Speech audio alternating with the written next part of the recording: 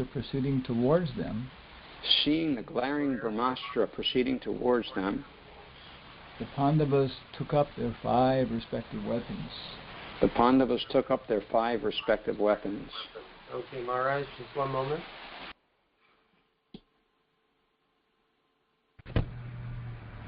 Okay, we're done. So, Maharaj, I am going to mute myself. Oh my goodness. Okay. So, Prabhupada's purport. The brahmāstras are finer than the nuclear weapons.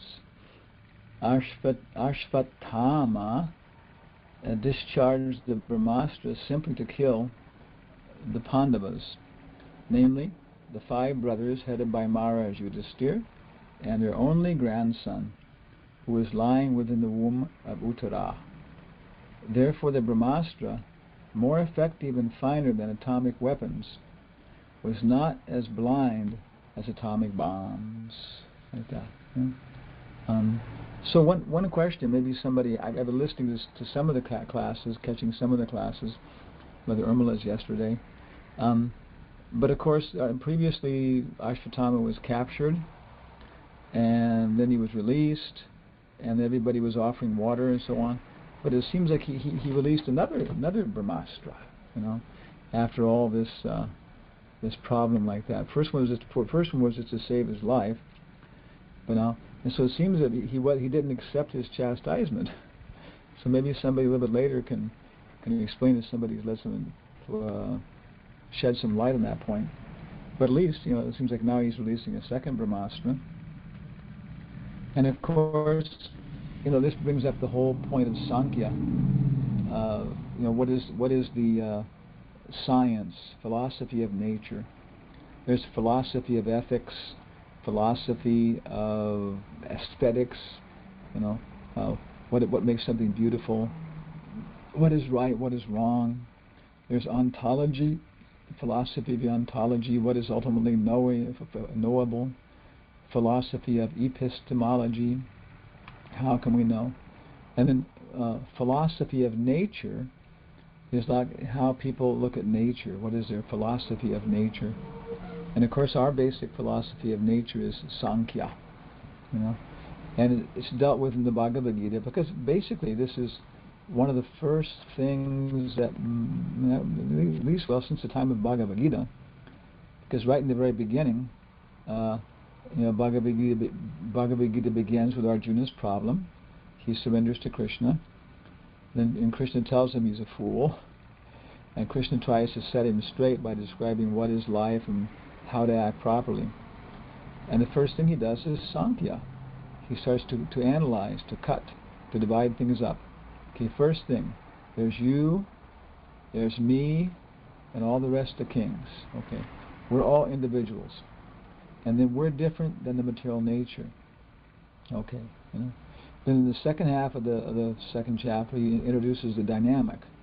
He has the static elements there, and now he introduces the dynamic, which is karma, and maybe yoga, And so he says basically, just do your duty because it's your duty, and you won't get any reaction like that, And so as it goes on in the Bhagavad Gita, the elements are described: Bhumirapo nalo vayu kamano buddha evacha hankara itiyame bina prakritir ashtada.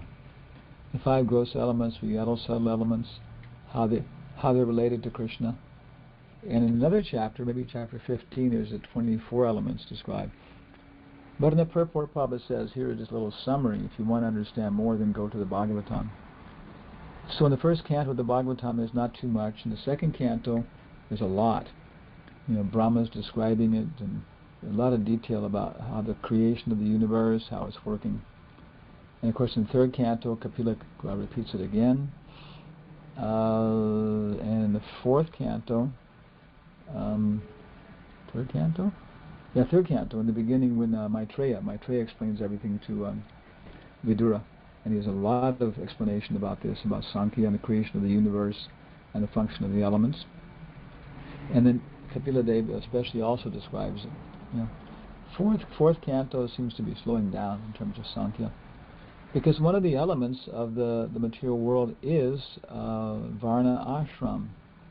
This is not like a personal thing. This is actually an impersonal thing. Personality, Kshatriya, Vaishya, Brahmana, Shudra, and their combinations is impersonal. It's a feature of the material world. So in the beginning, the gross elements you'll be describing, I mean, you see in our picture, if you can see it there, we have that there's a mental level, mind, intelligence, false ego, and that then expands itself into the gross level for gross bodies, gross forms, gross activities. And in the beginning, it just expands itself as space. And space is created by sound, like that. And then, of course, if you want more, you want a more gross body, maybe you take birth in a species where also you have you're attached to a certain tactile form, And then there's texture. So in the beginning there's sound, then the part of the sound becomes texture, or touch, or prana, and then a part of that becomes actual color, and we get visual. Then of course it goes even more gross, to a part of the visual becomes, what? Next is flavor? Yeah, flavor. And part of the flavor finally becomes fragrance. So that's the world, what you can smell, what you can taste, the colors you can see, the textures you can feel, and the sounds you can hear. And each one is just a subset of the others. And so, of course, we discussed this a lot. And so it was kind of like I didn't want to go over it again today necessarily in details. But there's so much detail and stuff available to understand this in terms of Western knowledge, and even start to apply it in terms of the science we've developed in the West. The science we've developed in the West is extremely biased towards the sense of vision. If there's some experiment which has some acoustical result, they don't trust that. They want to see it on an oscilloscope, or some kind of brushes going back on papers, the papers moving up to produce a graph or something. So we're highly inclined to vision for everything, Even if you look at how these fighter pilots, with the Sukhoi 47, you can look that up on YouTube there, I guess it's Su-47. It's one of the Russian manufacturers, dudes, and they'll have a whole promo thing in case you want to buy one like that. I guess ISKCON Hawaii could be the first ISKCON temple with its own Sukhoi 47, like that. And you could threaten the neighbors or something like that, These are fighter planes. They cost like $30 million each, like that. Have to do I don't know how you collect the money. But anyway, the pilot is showing there how he looks at the evil enemy, and guns him down and stuff like that. But the instrumentation is visual, and it shows him a little picture of what the effective range of this and that are, and so forth, so on. It's all coming back visual, And the firings are tactile, But the actual fact is that tactile perception is 3 times finer than visual, and acoustical is 3 times finer than that. So just taking this little hierarchy and starting to apply it, then what do? You start training the fighter pilots to hear, the evil enemy, like a mosquito or something. So the headphones on with stereo and stuff like that, they're hearing the evil enemy up there, over there, and they're trying to swat him like a mosquito. Swap, So his information is incoming 10 times faster, maybe 10 times finer than the evil enemy in his airplane if he's using visual. So this is one idea, that this Vedic knowledge, Sankhya, that Prabhupada is explaining in the purport, that these are subtler weapons. This is not just fairy tales. If you start to go into it, you start to find substantial evidence that here's a better way of looking at nature, like that. And it's not just better, of course, in terms of manipulating stuff for our own gratification. That, of course, is the problem. So Krishna says, Bina Prakritirashtada. This is the real basic verse to use for lecturing on Sankhya. Bhumir Apo Nalo Vayu. What is it, 710 or 7:4? Right about there. And then he describes the elements, which you can go through and look at each one. But then he says Bina Prakritir Ashtada. Prakritir energy Astada 8.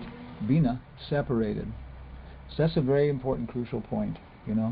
That how all these energies we're looking at, because we've been analyzed them very well, got a good view of them, you know, and the mental level, and the Bhagavatam goes in so many details, you know.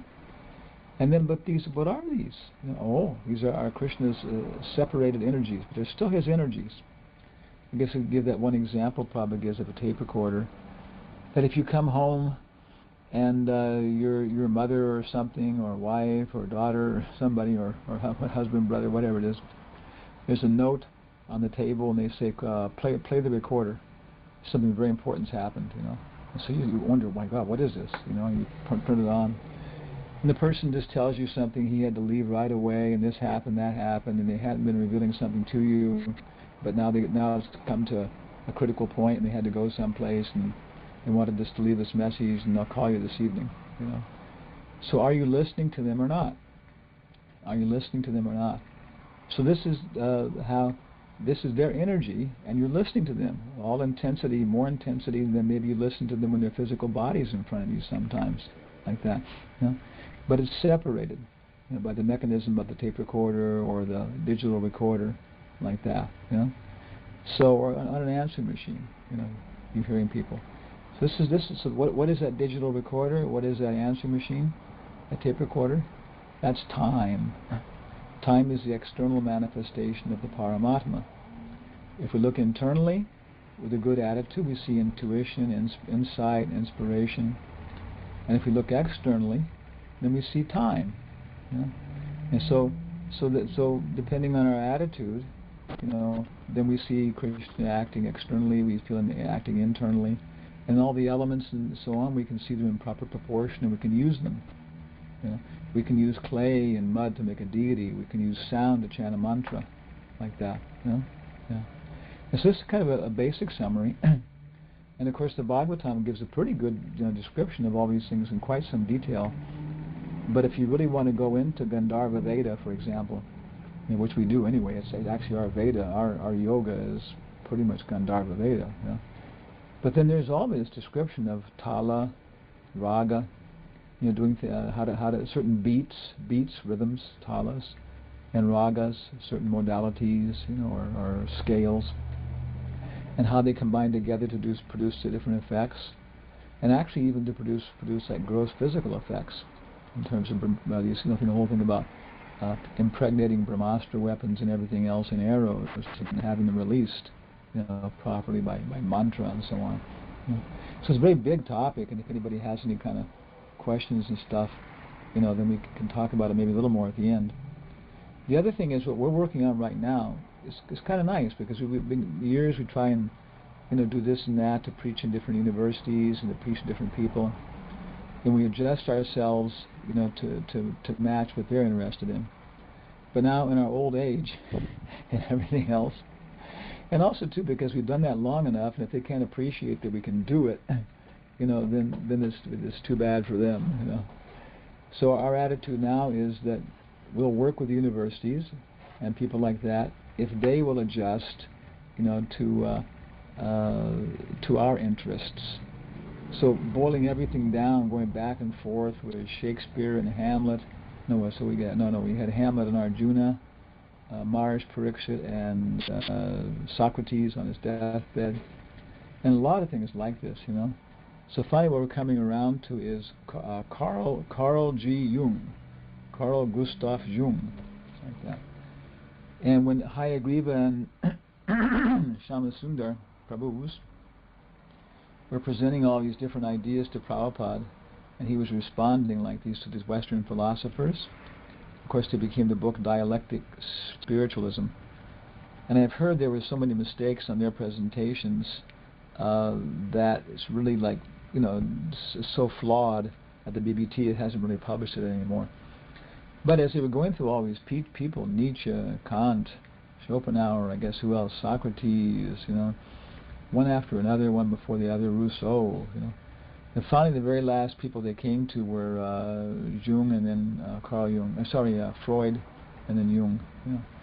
And in most cases, Prabhupada was objecting left, right, you know, wrong, you know. But finally, when he came to Jung, if you look at it, he said, yes, he is correct. He said, yes, that is correct. He says, yes, he has the right understanding. He said, well, that is wrong. And then we explain a little more, and he would say, well, from that perspective, yes, that is also correct. And some things, yeah, he thought were incorrect. So finally, Hayagrīva said, well, he's maybe Shyamasundar. He said, Prabhupada, he's the last one. And Prabhupada said, of all of them, he seems to have the most sense, like that. So we've been studying, reading him, using him, and so then finally, considering all this work in terms of like to communicate Sankhya, because I personally feel from the very beginning that this is the way that Krishna, Prabhupada was pushing me to work in this area, and it has been one of our strongest and most important areas like that.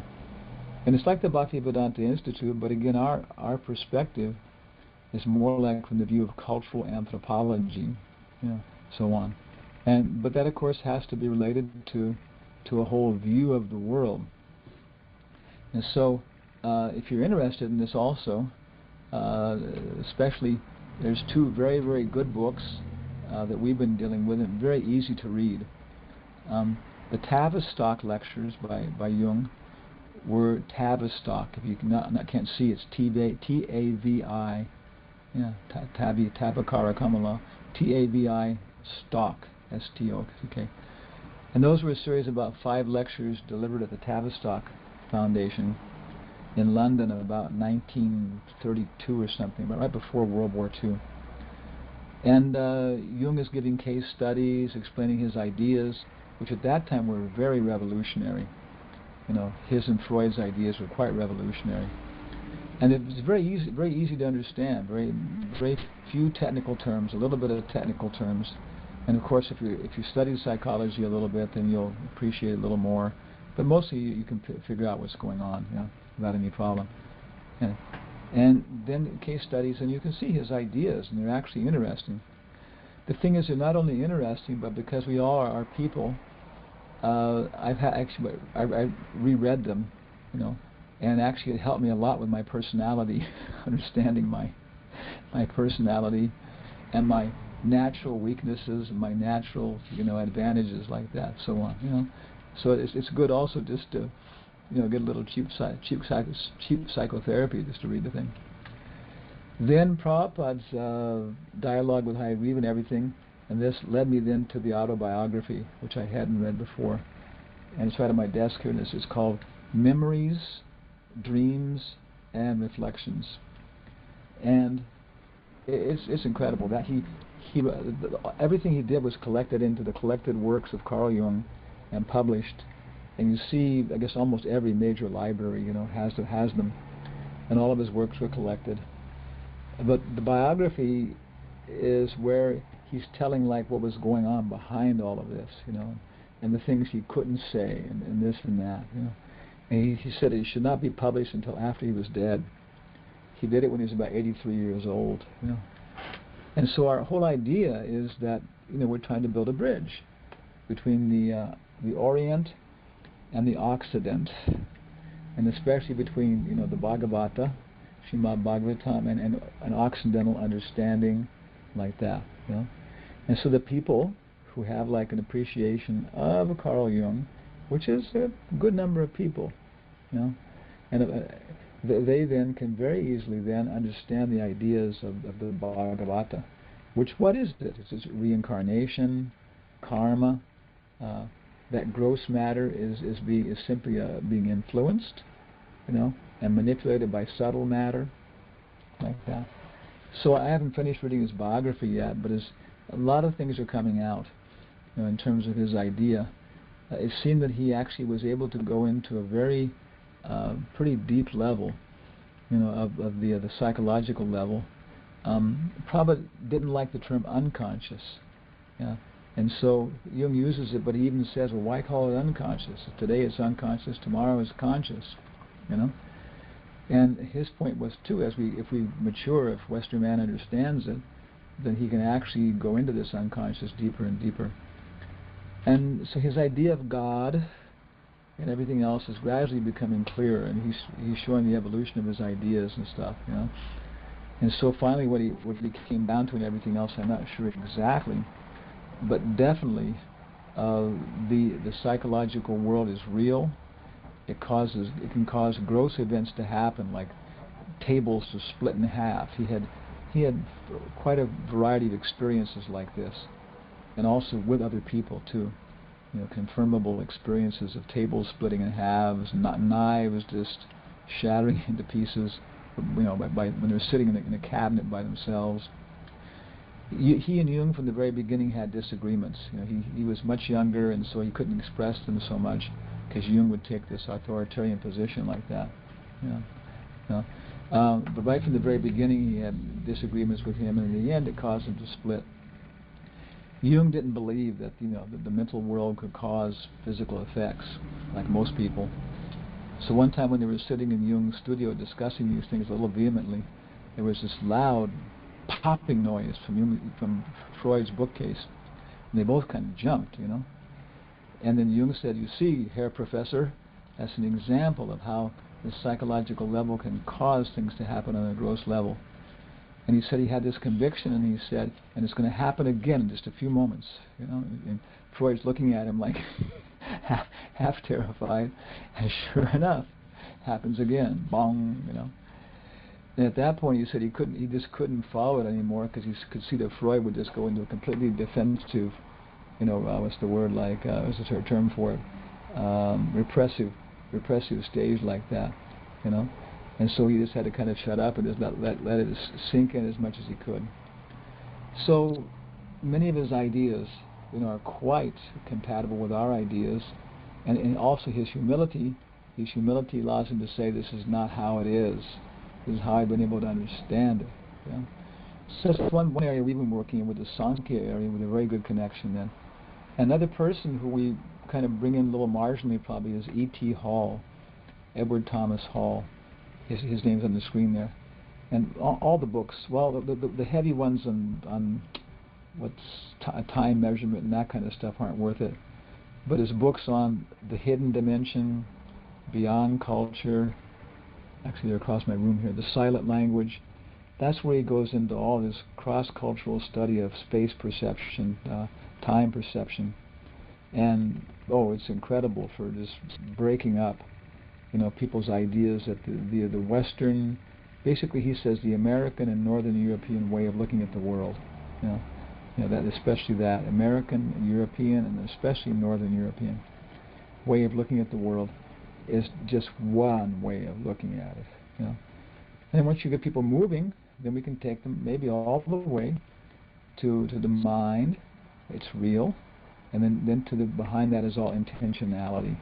What do you want? What are you trying? Who do you love? And so that's kind of our project, and we're working on it and writing some stuff now, and hopefully get some serious writing produced in a little bit. So that's our Sankhya thing. We're going to move ahead here. The other thing we want to do, because it doesn't have much content,